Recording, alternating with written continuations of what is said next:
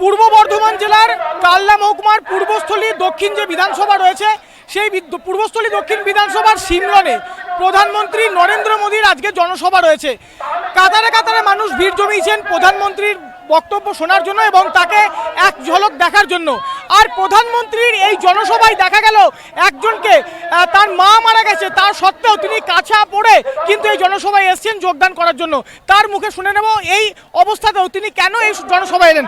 আজকে আপনি এই জনসভায় দেখা যাচ্ছে যে কাছা পড়ে এসেছেন, কেন এলেন কি বলবেন? আসলাম যে আমাদের যে নেতা ভারতবর্ষের যে প্রধানমন্ত্রী, এর ডাকে আর তো বসে থাকা যায় না। এবার মা যে চলে গেছে, আমার মাকে তো আর ফিরিয়ে পাবো না, কিন্তু আমাদের তো এই পশ্চিমবাংলায় বেঁচে থাকতে হবে। তাই এই যে দুর্নীতি সরকার, এই সরকার থাকলে আমাদের বাঁচার খুবই সমস্যা হয়ে দাঁড়াবে। তাই একে পাল্টানো দরকার। আমাদের চাই বিজেপি সরকার। আপনার মা কবে মারা গেছেন এবং কিভাবে মারা গেলেন? এই গতকাল শনিবার শুক্রবার দিনে একটা সময় মারা গেছে। এই অবস্থাতেও আজকে জনসভায় এসেছেন, কেন এসেছেন?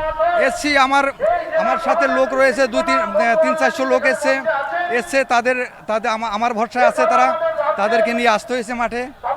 এই আসন্ন বিধানসভা নির্বাচনে কি চাইছেন আপনারা? আমরা পরিবর্তন চেয়েছি। আমাদের কালনা বিধানসভায় যে প্রার্থী আছেন উনি 100% জিতবে। কোথায় বাড়ি, কি করেন আপনি? আমার বাড়ি হচ্ছে কালনা বিধানসভায় শ্রীরামপুর আশ্রমপাড়ায়, কল্যাণপুরের একজন সদস্য। আমি বর্ধমান জেলার এসসি মোর্চার জেনারেল সেক্রেটারি। কি নাম আপনার? আমার নাম রঞ্জিত গাজী।